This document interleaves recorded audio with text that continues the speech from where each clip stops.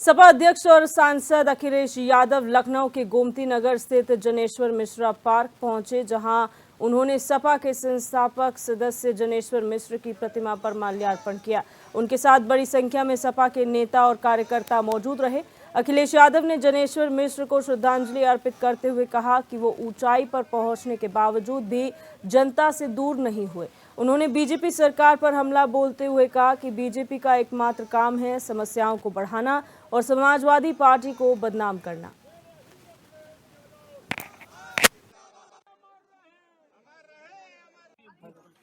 उन्होंने अपने जीवन का सादा जीवन और अपना व्यवहारिक जीवन जो सब लोगों को जोड़ के रखते थे कभी नहीं दूर किया।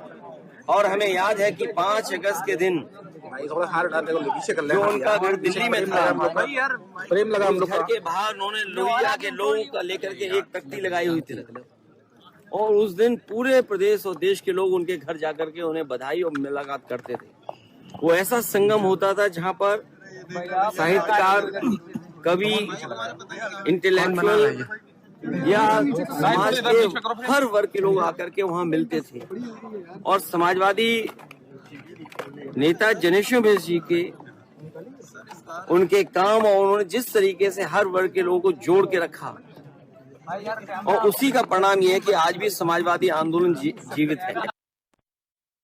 जलस्तर कम होने के साथ अब घाघरा नदी तेजी से कटान कर रही है। बहराइच के गिरिजा बैराज से लेकर घाघरा पुल के बीच तकरीबन 1 दर्जन से ज्यादा गांव के लोगों की जमीन नदी में समा रही है। वहीं कटान की स्थिति का जायजा लेने के लिए महसी तहसील के बीजेपी विधायक सुरेश्वर सिंह पहुंचे, जहां उन्होंने सिंचाई विभाग के अधिकारियों के साथ महसी तहसील के टिकुरी, कोढ़वा और किशनगंज गांव में कटान की वास्तविक स्थिति को जाना और ग्रामीणों को हर संभव मदद का आश्वासन भी दिया।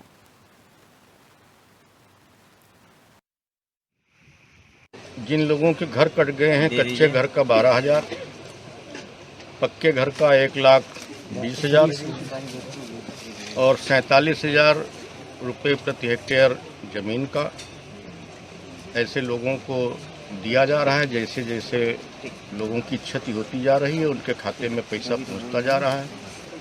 5,000 रुपये अलग से बर्तन वगैरह के लिए भी दिए जा रहे हैं और खाने पीने की भी कोई कमी न हो। अगर आवश्यकता पड़ेगी तो भोजन की और खाद्यान्न की भी व्यवस्था की जाएगी। किसी भी तरह से सरकार की ओर से कोई कोताही नहीं है और जितनी सुविधाएं दी जा सकती हैं उनको बसाने के लिए, जिन लोगों के घर कट गए हैं उनको मुख्यमंत्री आवास देने के लिए ऐसी व्यवस्थाएं सरकार द्वारा जो भी उपलब्ध हैं वो सारी व्यवस्थाएं मुहैया कराई जाए। सहारनपुर के सिरसावा थाना क्षेत्र से कावड़ियों के साथ मारपीट का मामला सामने आया है, जिसे लेकर पुलिस की कार्यशैली पर सवाल उठ रहे हैं। दरअसल मामला 2 अगस्त का है, जब हरिद्वार से जल लेकर डीजे के साथ गांव वापस आ रहे कावड़ियों को दूसरे समुदाय के लोगों ने रोक लिया था। आरोप है कि इस दौरान उनके साथ मारपीट की गई। मौके पर पहुंची पुलिस ने मामले में मुकदमा दर्ज तो कर लिया, लेकिन अब तक मामले में कोई कार्रवाई नहीं हुई है, जिसे लेकर ग्रामीणों में आक्रोश देखने को मिल रहा है। इसी के चलते ग्रामीण थाने पहुंचे और पुलिस की कार्यशैली पर सवाल उठाते हुए जमकर हंगामा करने लगे। अभी जिस दिन 14 थी 2 अगस्त को जल चढ़ना था, हमारे कुछ कांवड़िए गंगा जल लेके और गांव में शिव जी पे चढ़ाने के लिए लेके जा रहे थे। हमारे गांव से पहले टबरा, ढिक्का टबरा गांव से मुस्लिम आबादी है काफ़ी ज़्यादा संख्या में। उन्होंने उनके साथ धक्का मुक्की की, मार पिटाई की और उनके डीजे को बंद करने की कोशिश की।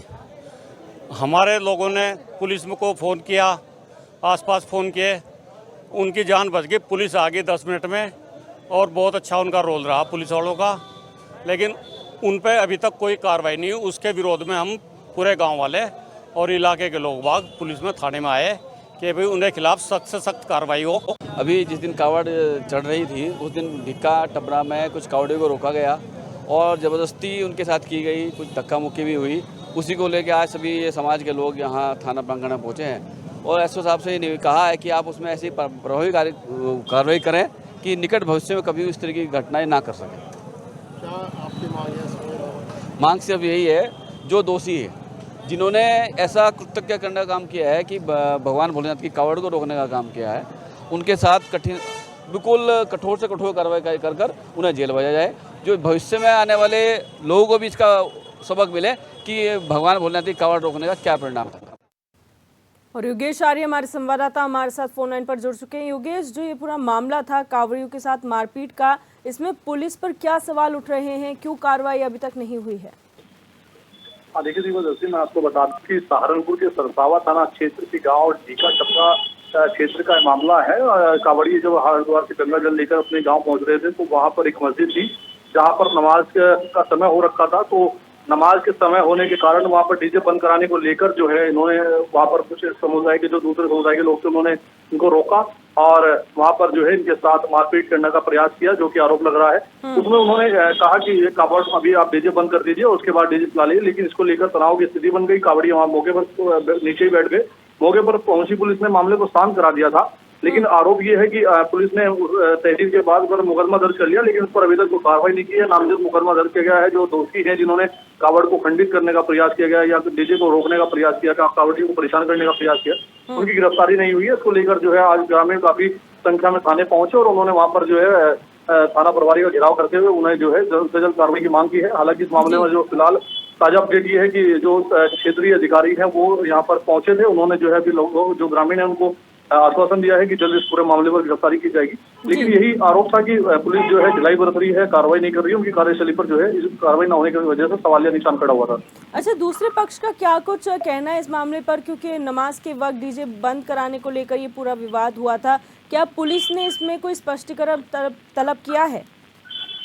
देखिए, जब से लगातार ये प्रकरण चल रहा है तब से हालांकि दूसरा पक्ष कुछ कहने के लिए तैयार नहीं है, लेकिन माना यही जा रहा है कि वहाँ वो डीजे को बंद कराना चाह रहे थे क्योंकि नमाज का समय था, लेकिन उनका लोगों का कहना है कि जो वो कावड़ लेकर आ रहे थे पीछे से ही वो लोग लगे हुए थे। वो चाहते थे कि कावड़ खंडित हो, किसी प्रकार से इनके कावड़ को जल तक ना पहुंचने दिया जाए। इस तरह के आरोप जो है वो लोगों की तरफ से लगाए जा रहे हैं, लेकिन अब पूरे प्रकरण को पुलिस जो है दोनों पहलू पर जो है जांच कर रही है। जांच के बाद जो दोषी है उनकी गिरफ्तारी होगी। क्या कुछ इसमें आगे रहने वाला है ये आने वाला कल ही बता पाएगा, क्योंकि फिलहाल जो पुलिस है वो लगातार जांच कर रही है। जी, बहुत शुक्रिया योगेश हमारे साथ जुड़ने के लिए और जानकारी साझा करने के लिए।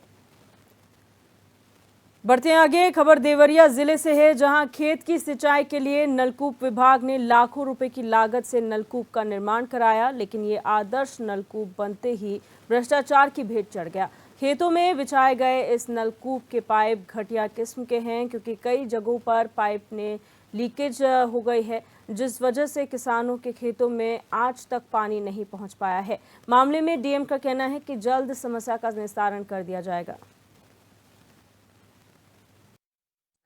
तो इसमें समस्या क्या, 2023 में ये हमने माननीय राज्य मंत्री विजयलक्ष्मी गौतम जी को एक अपने ग्राम सभा में सिंचाई के लिए ट्यूबवेल के लिए बोला था, जो कि उनके प्रयास से ट्यूबवेल तो लगा और ये आदर्श ट्यूबवेल है, बहुत अच्छा, इतना सुंदर बना है कि देखने के लिए बहुत आदर्श तो है, लेकिन इससे पानी नहीं जाता है खेतों में, जिससे किसान इतने परेशान हैं कि बनते ही 10 से 15 दिन के बाद सारा गुलावा टूट गया। जगह जगह पाइप लीकेज है, कम से कम 7 से 8-10 जगह तक अभी भी पाइप लीकेज है। पाइप तो अलग की बात है, यहाँ बगल में ही ट्यूबवेल के जस्ट बगल में ही इतना पाइप पानी निकलता है कि सारा ये गंदगी देखने को मिलेगा आपको कि यहाँ हमेशा पानी लगा रहता है। यहाँ 2-2 बेंच लगने के लिए था, लेकिन एक ही बेंच है, आज तक वो भी नहीं लगा। घनश्याम मिश्रा हमारे संवाददाता हमारे साथ फोन लाइन पर जुड़ चुके हैं। घनश्याम, क्या जानकारी है पूरे मामले में आपके पास?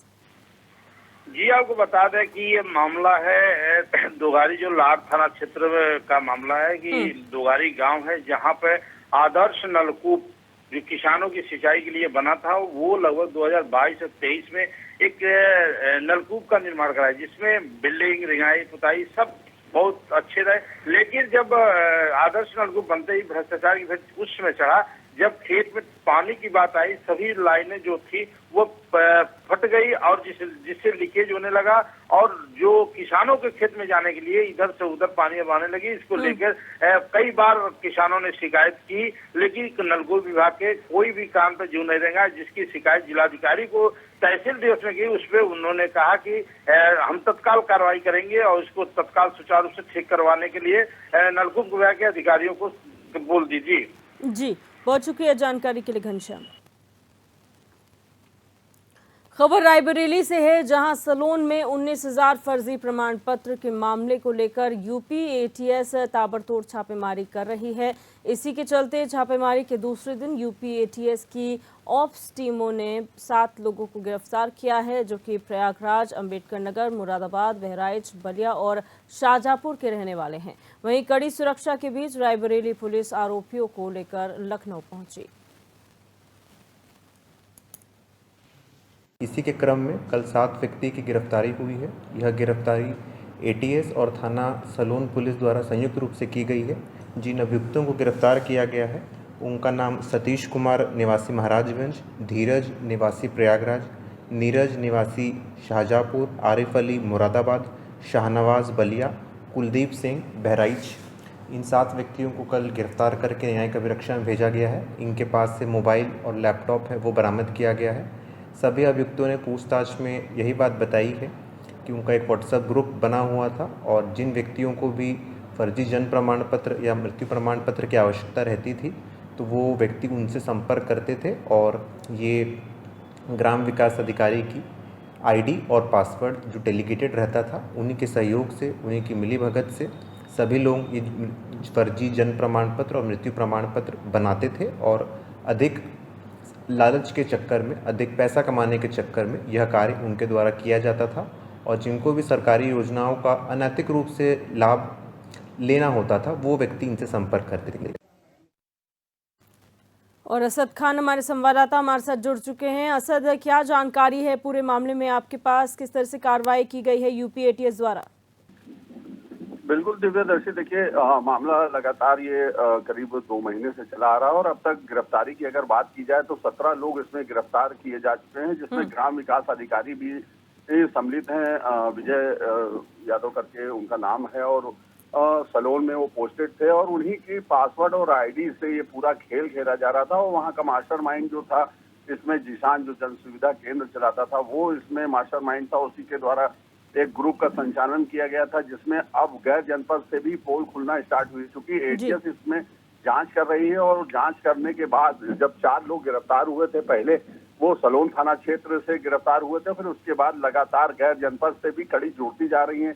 जो फर्जी प्रमाण पत्र है, जन्म प्रमाण पत्र हो गए हो, चाहे वो मृत्यु प्रमाण पत्र हो गए, जिन लोगों को जरूरत होती थी उस हिसाब से इसको दिया जाता था, इनके आईडी पासवर्ड से दिया जाता था। अब एटीएस उसमें जांच करने के बाद कहीं ना कहीं 17 लोगों की गिरफ्तारी हो चुकी है और लगातार ऐसे मामले में कौन सम्मिलित है, कौन से अधिकारी ऐसे हैं जो और भी इसमें सम्मिलित हैं, उनकी भी जांच एटीएस कर रही है। तो कई और अहम खुलासे अब होने की उम्मीद है।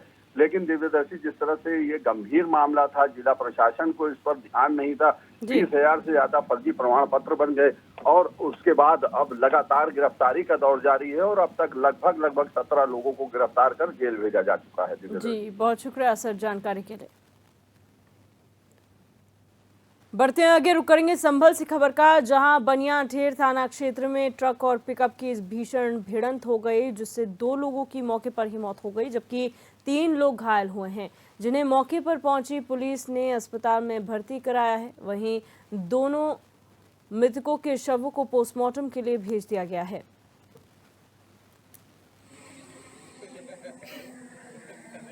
चंदौसी बहजी मुख्य मार्ग पर थाना बनियाठेर क्षेत्र के अंतर्गत आटा गांव के समीप आज सुबह प्रातः 4 बजे एक पिकअप और एक ट्रक की दुर्घटना हो गई, जिस पर थाना बनियाठेर तथा चंदौसी पुलिस द्वारा तत्काल ही घायलों को अस्पताल ले जाया गया, जहां डॉक्टरों ने परीक्षण कर को मृत घोषित किया, जिनको पोस्टमार्टम के लिए भेज दिया गया है तथा अन्य 3 घायल व्यक्तियों को हायर सेंटर रेफर किया, जिनकी स्थिति सामान्य है। मौके पर शांति व्यवस्था कायम है, अग्रिम विधिक कार्रवाई की जाएगी।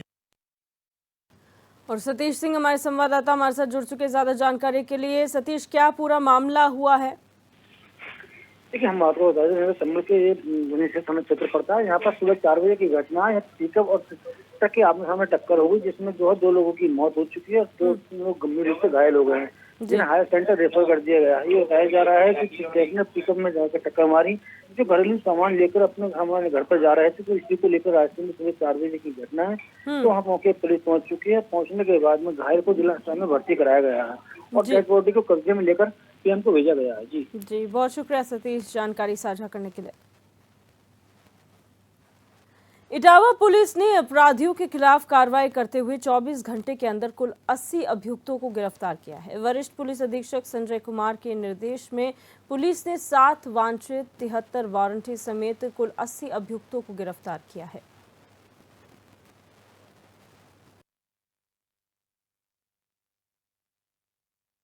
आज जनपद इटावा में विशेष अभियान चला करके वारंटी और वांछितों पर अभियान चलाया गया था। इसमें सभी थानाध्यक्ष, प्रभारी निरीक्षक, सभी सीओ साहबान इसमें एक टीम बना करके कल से ये अभियान चल रहा था और दिन और रात मिला करके इसमें 73 वारंटी और 7 वांछित गिरफ्तार किए। इस प्रकार पूरे जनपद इटावा में अपराधियों के खिलाफ जो शासन की मंशा के अनुरूप कार्रवाई की जा रही है, उसी परिदृश्य में 80 वांछित एक ही दिन में गिरफ्तार किए गए हैं। और इसमें जो भी कुछ वारंट निकले हुए थे और कुछ वांछित थे, उनको गिरफ्तार करके विधिक कार्रवाई करते हुए जेल भेजने की कार्रवाई सुनिश्चित की जा रही है। खबर बिजनौर से है, जहां नूरपुर रोडवेज बस स्टैंड के पास नगर पालिका की तरफ से बनाई जा रही दुकानों को लेकर जनता का आक्रोश खत्म होने का नाम नहीं ले रहा है। जनता का कहना है कि ये दुकानें अवैध रूप से बनाई जा रही हैं।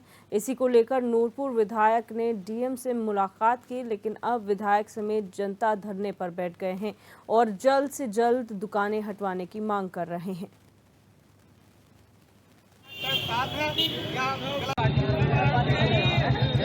एक जगह पड़ी है यहाँ क्या नाम नगर पालिका के पास में 2 ढाई बीघा जमीन है और वहाँ तो कुछ नहीं बनाना।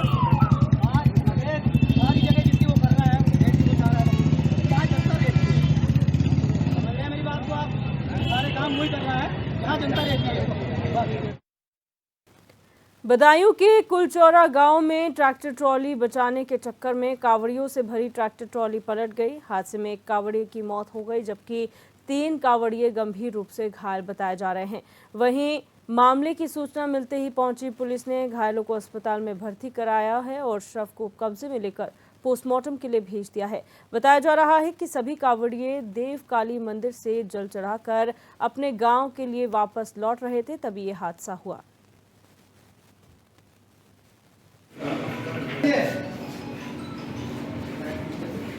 हट जाओ, यहाँ से पीछे हो जाओ।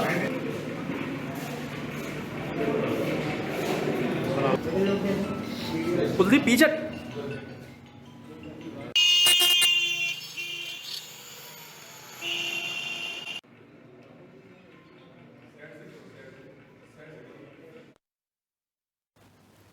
कन्नौज शहर के सिद्धपीठ बाबा गौरी शंकर मंदिर में सावन के तीसरे सोमवार के दिन खासी भीड़ देखने को मिली। शिव भक्त भगवान शिव का जलाभिषेक करने के लिए काफी संख्या में मंदिर पहुंच रहे हैं और लंबी लंबी लाइनों में खड़े होकर जलाभिषेक करने का इंतजार कर रहे हैं, जिसे देखते हुए प्रशासन ने भी सुरक्षा के कड़े इंतजाम किए हुए हैं।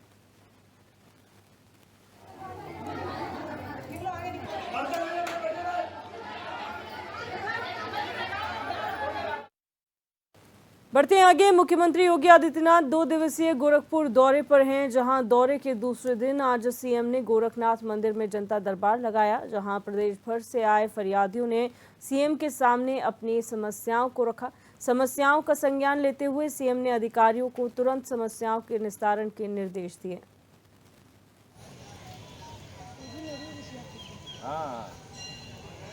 देख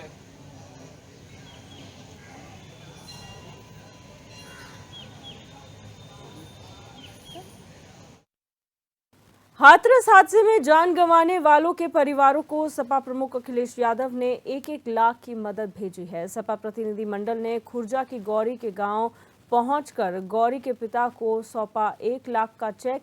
बताया जा रहा है कि सपाई हादसे में मरने वाले अन्य 4 मृतकों के घर भी चेक लेकर पहुंचेंगे। वहीं डेलीगेशन में सपा के 1 पूर्व एमएलसी, 2 पूर्व विधायक, 1 वरिष्ठ नेता और जिलाध्यक्ष मौजूद रहे।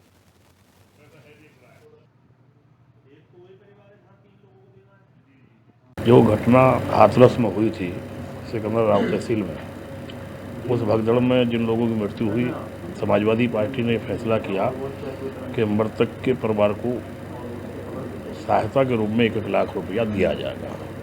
5 लोग हमारे यहाँ के उस हादसे में मरे थे, जिन्हें गवर्नमेंट ने मृत माना था, जिनके पोस्टमार्टम हुए थे। एक शेरपुर नायसर के थे, बच्ची थी 15 साल की, एक बूढ़ा खेड़ा, एक त्योर बुजुर्ग और 2 नेहरूगंज अनुपशहर विधानसभा में महिला नेहरू खड़ी। बुलंदशहर के सिकंदराबाद पुलिस ने अंतर्राज्यीय दुपहिया वाहन चोर गिरोह को गिरफ्तार किया है। ये गिरोह दिल्ली समेत कई जिलों में वाहन चोरी की वारदातों को अंजाम दे चुका है। ये लोग मास्टर की से और अनलॉक करके गाड़ी लेकर फरार हो जाते थे। इस गिरोह को 4 महीने में सिकंदराबाद में भी 6 वारदातों को अंजाम दे चुका है। ये दिल्ली, गाजियाबाद में चोरी के वाहनों के टुकड़े करके स्क्रैप पे बेचते थे। आरोपियों की निशानदेही पर 2 बाइक और 5 चोरी किए गए वाहनों के टुकड़े बरामद किए गए हैं।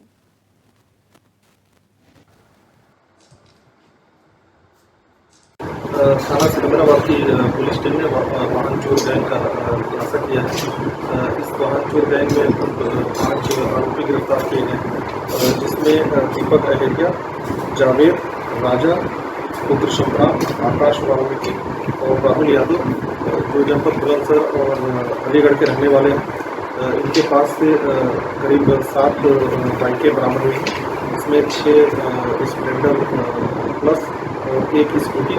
इसके अतिरिक्त 1 लोडर गाड़ी और 1 ट्यूबवेल इनके पास से बरामद हुआ है।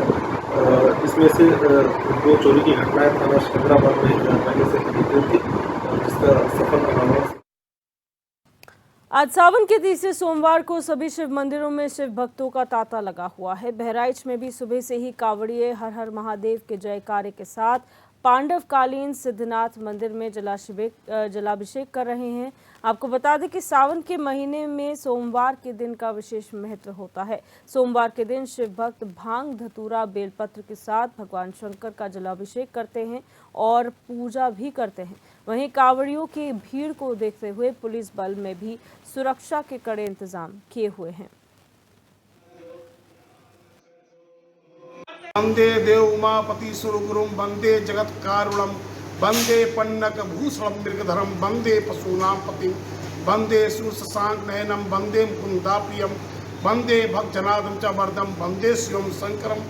जहाँ भूत भवन आशुतोष भगवान सिद्धनाथ भगवान कैलाश छोड़ करके मृतलोक में आते हैं अपने भक्तों को दर्शन देने के लिए। ये पवित्र सावन का महीना चल रहा है, जहाँ भगवान कैलाश छोड़ करके आकाशे तालिंगम पाताले हटकेश्वर मृतलोके महाकालम सर्वलिंगम नमस्तुते, जहाँ लोग वहाँ जो अपने भक्तों को दर्शन करने के लिए, भक्तों की मनोकामना पूर्ण करने के लिए भूत भवनास्तोष कैलाश छोड़ करके मृतलोक में। और इस बुलेटिन में मेरे साथ बस इतना ही। आप